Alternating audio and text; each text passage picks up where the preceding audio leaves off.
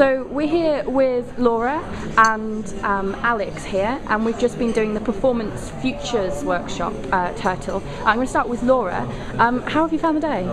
Really interesting. It's interesting to speak to people from very different backgrounds. I mean, we're both actors, so we're speaking to people who are in design, journalism, animation and things, and dancers, and you kind of get a different professional perspective of the arts world. It's important to understand all the different motivations which go into art, because there isn't just the fact that some people want to be creative, there's the idea that some people also have to get paid at the end of it.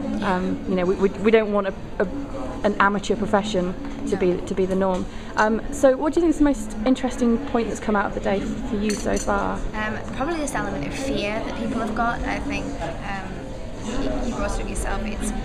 It's such a fear of technology, which is a big one, and that's the fear of the media side, but then this fear within live performance and fear of change I think people have got, and that's quite a big one for me, I think. How do you think we overcome this fear that people in the arts industry have of technology? I think you educate yourself on it, you start to change and understand it, and you start to play with it and what you can do with it, and the different ways you can kind of use it for your benefit. It doesn't have to be a bad thing. I think that's the thing with live performers that are quite scared that it might be taken away from it, which is, if we were saying in one sense, you've got this YouTube generation which can take away from it because people can become famous off doing nothing online. But then at the same time it can work for actors, and you have the chance to show pieces of work online that you've worked at yourself and things. So it's that kind of finding that balance between what's good about technology and what's not. Cool. Alex, what do you think you've taken away from the day the most? What's the biggest question, apart from fear, that you've sort of noticed? Biggest thing that I've felt today is the business side and its power within our creative industry.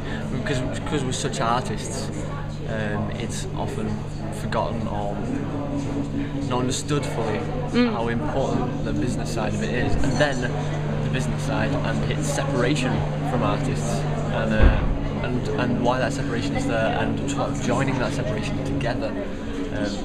You know, not making such a void between here's my artists and here's my business, and I'm going to make money off them. More so, maybe a more collaboration. That's what I've picked up. Yeah, to sell the business, really. Yeah. Because we were talking, weren't we, about methods of distribution, and we were talking particularly about the music industry and how you don't need a recording studio anymore. You can do high quality recording in your own home, and that, you know, for us, you don't need those intermediaries anymore. Maybe we don't need the theatre spaces. Maybe we take it out of there, and you know, it's questions like that. As I was saying before, the idea of an agent, being an actor, whether agents are that necessary anymore. I mean, agents originally were there for contact person abilities, because they know everybody in the industry.